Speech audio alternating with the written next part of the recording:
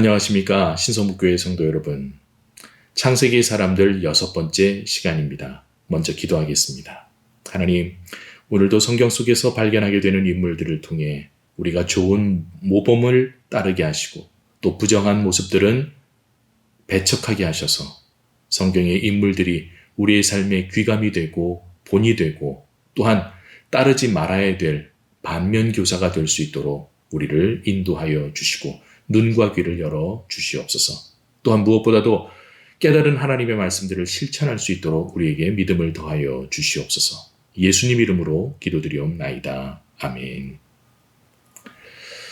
반갑습니다. 오늘 창세기의 사람들 6번째 시간 우리가 함께할 인물은 바로 야곱의 부인이었던 레아와 라헬입니다.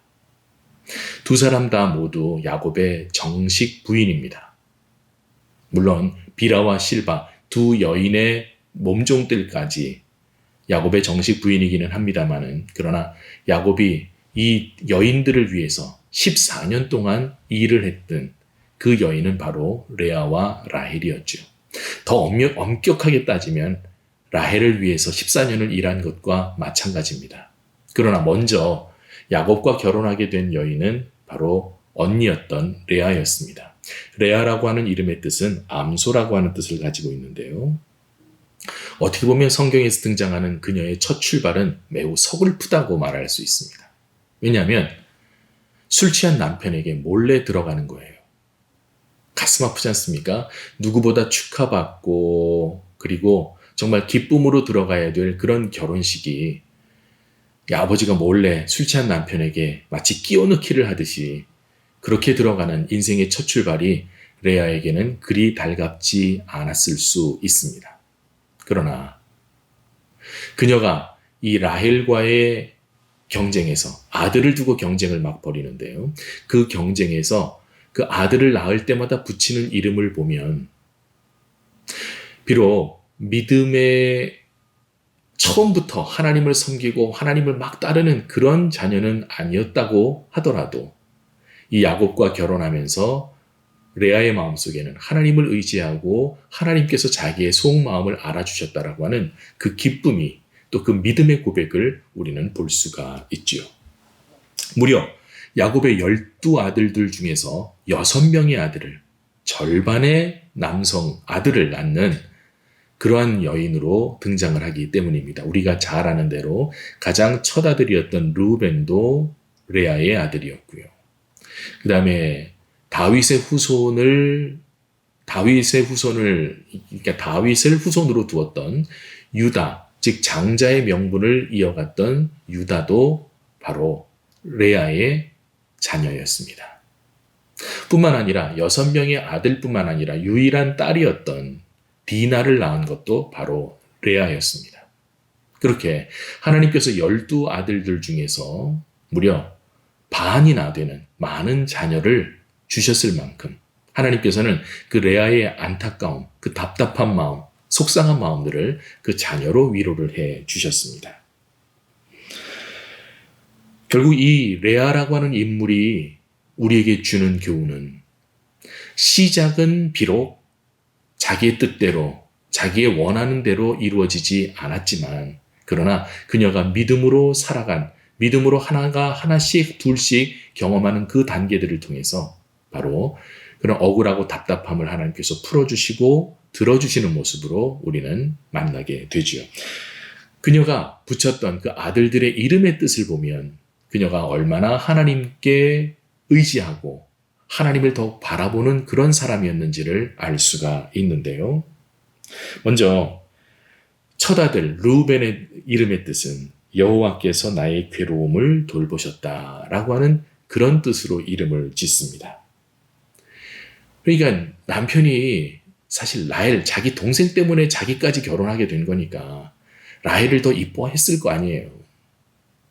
이게 뭐 마음으로든 뭐 어떤 식으로든 라헬을 더 이뻐했을 텐데, 그런데도 레아는 이 야곱과의 관계에서 항상 자녀를 낳는 그런 복을 얻습니다. 라헬은 막 질투심도 있고 막 이기려고 하는 그런 경쟁심도 있었던 얼굴은 이뻤는지 모르지만 성격은 그렇게 곱지 못했다고 볼 수 있는데 레아는 어쨌든 자기는 가진 게 없어요. 힘이 없어요. 남편의 사랑도 받지 못해요. 그런데 그럴수록 더욱 하나님을 의지했다고 하는 것을 보게 됩니다. 먼저 여호와께서 나의 괴로움을 돌보셨다라고 하는 첫 아들 루벤의 이름에 이어서 둘째 아들에 대해서는 들으심이라고 하는 그런 뜻을 붙입니다. 하나님께서 내 기도를 들으셨다. 세 번째로는 연합, 레위라고 하는 그 아들을 주셨을 때는 연합이라고 하는 그런 이름을 붙이게 되고요. 네 번째로 유다를 낳았을 때는 찬송하리로다. 내가 하나님을 찬송한다라고 하는 그런 뜻에서 유다라는 이름을 붙이고 있는 것입니다. 결국 이 모습을 보면 그 레아가 라헬과의 그 매력적인 여성적인 매력에 대해서 경쟁은 떨어졌지만 그러나 남편의 사랑과 조금 멀어질수록 그녀는 더욱 하나님을 의지하고 찾았다는 뜻이죠.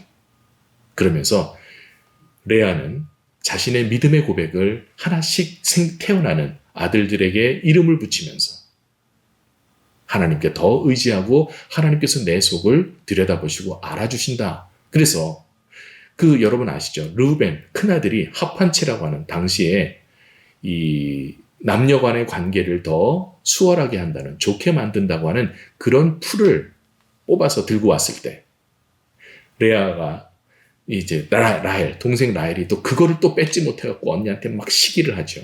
그래서 언니 그거 나 주세요.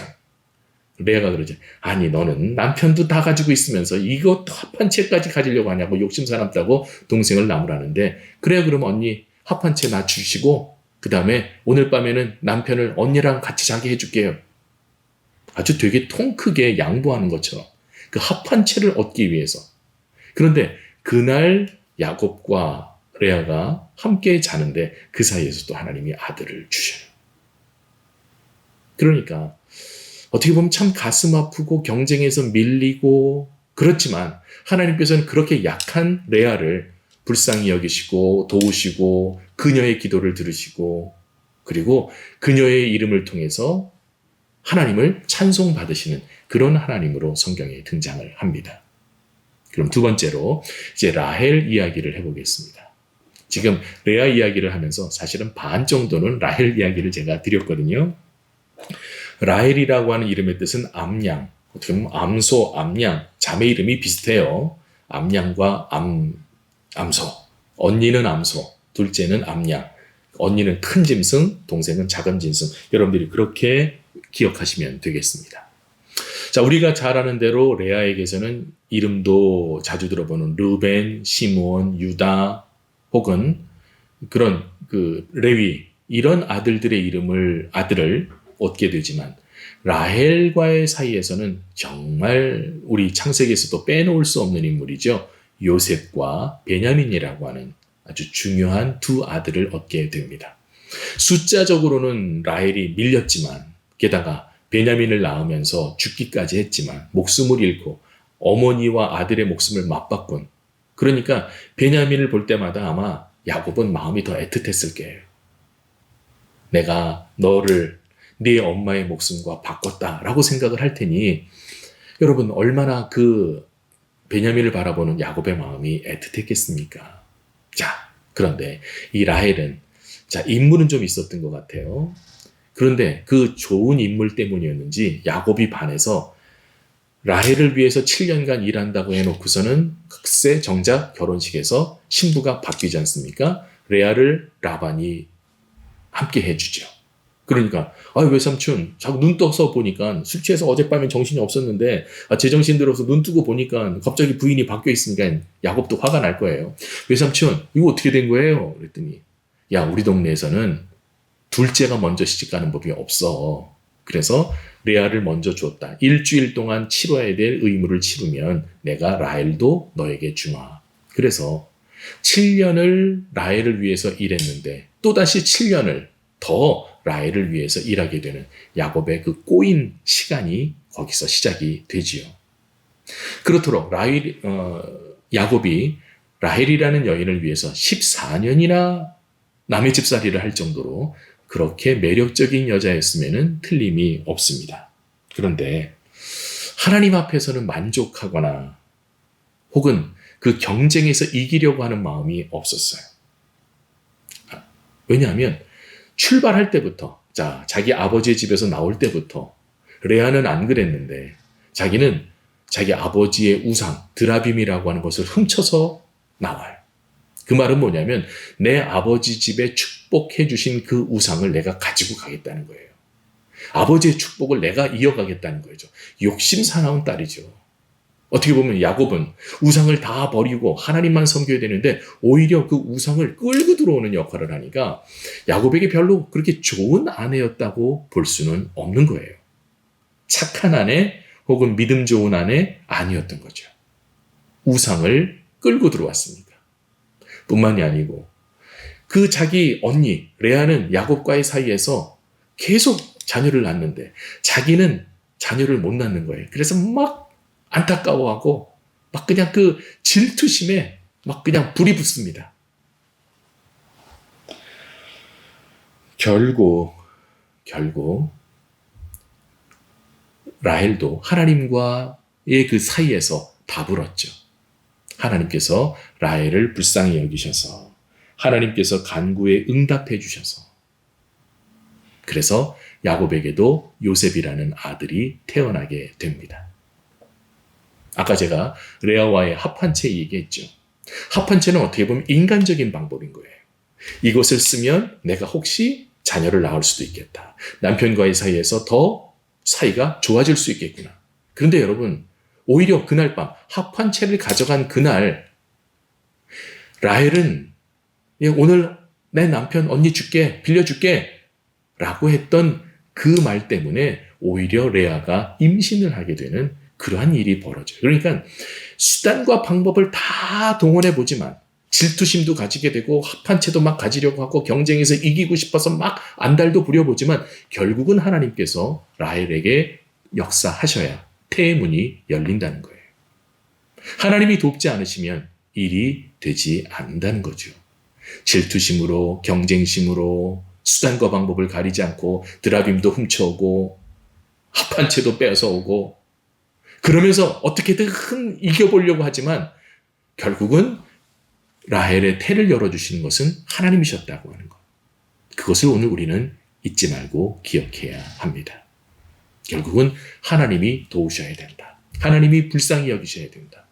하나님께서 라헬을 불쌍히 여기셔서 도와주셔서 요셉이라고 하는 아들을 낳고 그리고 야곱의 4명의 부인 중에서 가장 먼저 생을 마감하는 안타까운 그런 여인이었지만 그러나 남편의 사랑을 참 오래 받았던 많이 받았던 그런 어떻게 보면 행복하지만 또 어떻게 보면 가슴 아프고 안타까운 사랑의 주인공이 바로 라헬이라고 볼 수 있습니다.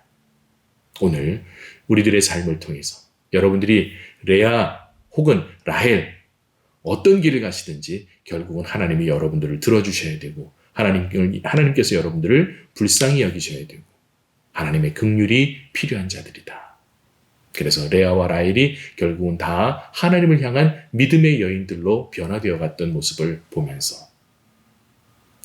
우리의 삶의 모든 과정을 통해 우리의 고백으로 하나님을 영화롭게 하며 어떤 일이 우리 앞에 벌어지든 하나님을 향해서 더욱 간절한 마음과 믿음으로 살아가시는 저와 여러분 모두가 되시기를 주님의 이름으로 권면을 드립니다. 또 그렇게 살아가시는 신성북의 성도들이 되시기를 바랍니다. 그러면 다음 주 이 시간에 다시 뵙겠습니다. 감사합니다.